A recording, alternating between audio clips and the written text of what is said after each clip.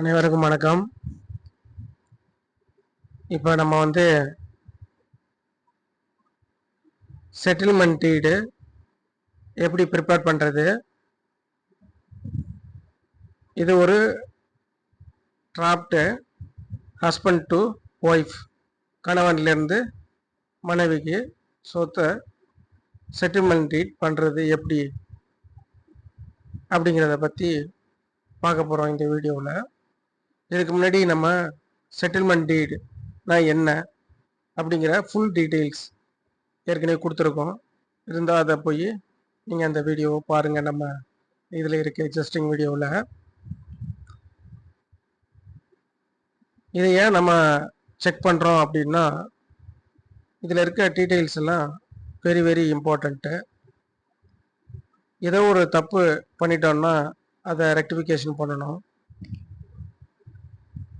அது ஃபியூச்சரில் இப்போ கண்டுபிடிக்க முடியாமல் பின்னாடி இருந்ததுன்னா அது ரொம்ப ப்ராப்ளம். ஸோ அதனால் எந்த மிஸ்டேக் இல்லாமல் நம்ம ஒரு தடவை வெரிஃபை பண்ணிக்கிறது நல்லது. அதில் என்னென்ன கண்டென்ட்ஸ் இருக்குது, என்னென்ன பார்க்கணும் அப்படிங்கிறத நம்ம இங்கே பார்க்க போகிறோம்.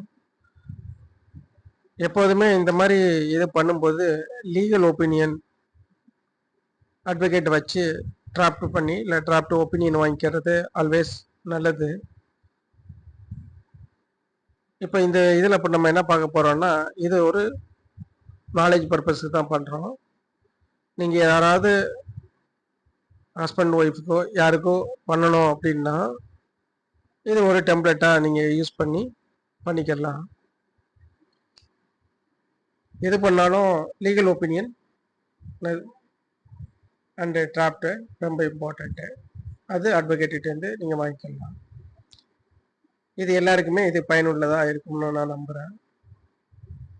நம்ம இப்போ இந்த இதுக்குள்ளே போகலாம். இது பார்த்தீங்கன்னா செட்டிலர் அண்டு செட்லி ரெண்டு பேர் இருக்காங்க. ஒன்று செட்டிலர் எழுதி கொடுப்பவர், இன்னொரு செட்லி எழுதி வாங்குபவர். ஸோ ஒருத்தர்கிட்டேருந்து ஹஸ்பண்ட்கிட்டேருந்து ஒய்ஃப் கிட்ட வாங்குகிறோம். இப்போ நம்ம இதை பார்க்குற இந்த ஃபஸ்ட்டு பேஜ் பார்த்தீங்கன்னா இது ஸ்டாம்ப் பேப்பரில் இருக்க வேண்டிய கண்டென்ட்டு. இது 100 ரூபீஸோ 200 ரூபீஸோ ஸ்டாம்ப் பேப்பரில் வச்சுட்டு இது பண்ணலாம். இதில் ரெண்டு பேரும் இம்பார்ட்டண்ட்டு, அவங்களுடைய டீட்டெயில்ஸை பர்சனல் டீட்டெயில்ஸ் கொடுத்துருக்கோம். இப்போ Aadhaar number and mobile number is mandatory இல்லை, அது ஒரு ஐடி ப்ரூஃபாக நம்ம யூஸ் பண்ணுறோம். ஸோ அதே சிமிலர் ஃபார்மேட்டு தான் நம்ம மேலேயும் கீழேயும் கொடுத்துருக்கோம். அவங்களுடைய டீட்டெயில்ஸ் இருக்குது. நான் இங்கே எக்ஸஸ்ன்னு யூஸ் பண்ணியிருப்பேன், 99 யூஸ் பண்ணியிருப்பேன். யாரையும் இங்கே பப்ளிஷ் பண்ணக்கூடாது அப்படிங்கிறதுக்காக. இதில் நீங்கள் யார் நேம் இருக்கோ அவங்க ஆக்சுவல் நேமை மாற்றிக்கலாம். இப்போ அப்படியே போனோன்னா இது ஃபஸ்ட்டு பேஜ். இது கொஞ்சம் கேர்ஃபுல்லாக செக் பண்ணி பார்த்துக்கணும். அடுத்த செகண்ட் பேஜில் பார்த்தீங்கன்னா இது எல்லாமே லீகல் ரெப்ரசன்டேட்டிவ் அப்படின்னு சொல்லி நம்ம சொல்கிறோம். செட்டிலர் அண்டு செட்லி அவங்க ரெண்டு பேருக்குள்ள டேர்ம்ஸு டிஃபைன் பண்ண போகிறோம். இந்த இது பார்த்தீங்கன்னா இது நம்ம யார் எழுதி செட்டிலர் கொடுக்க போகிறாரோ அவர்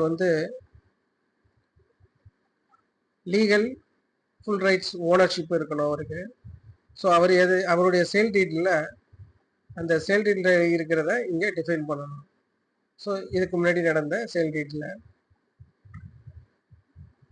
ஸோ அந்த டீட்டை பற்றி டிஃபைன் பண்ணிட்டோம்னா இங்கே அந்த இதுதான் இங்கே பண்ணியிருக்கோம். அதுக்கப்புறம் இந்த நம்ம என்ன பண்ணுறோம்னா இந்த ப்ராப்பர்ட்டி எந்த ப்ராப்ளமும் கிடையாது அப்படின்னு சொல்லி நம்ம டிஃபைன் பண்ணுறோம். அதாவது எந்த விதமான வில்லங்கமோ லோனோ கோர்ட்டு கேஸோ எதுவுமே இல்லை அப்படிங்கிறத நம்ம சொல்கிறோம். அதுக்கப்புறம் பார்த்தீங்கன்னா இந்த இது ஒரு தடவை கொடுத்துட்டோம்னா இது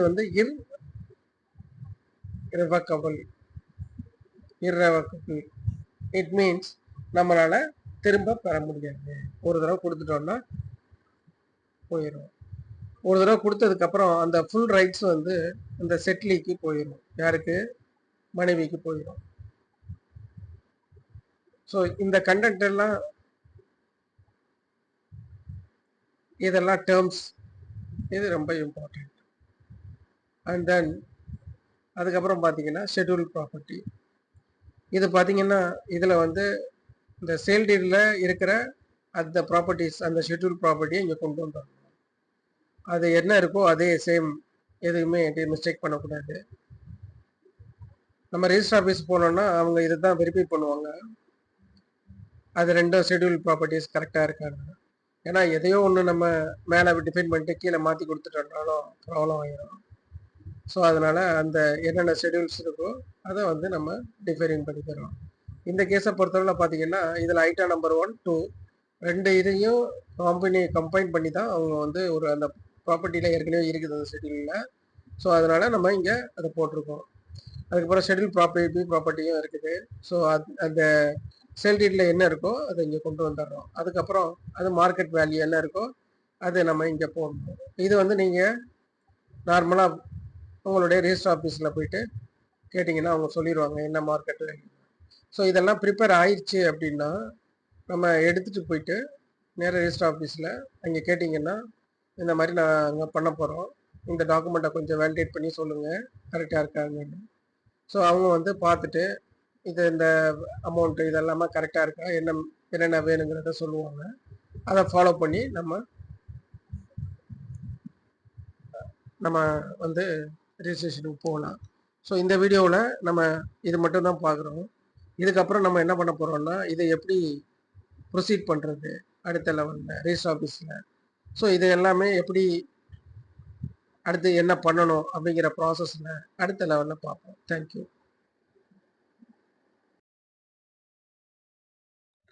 இந்த வீடியோவை பார்த்ததற்கு நன்றி.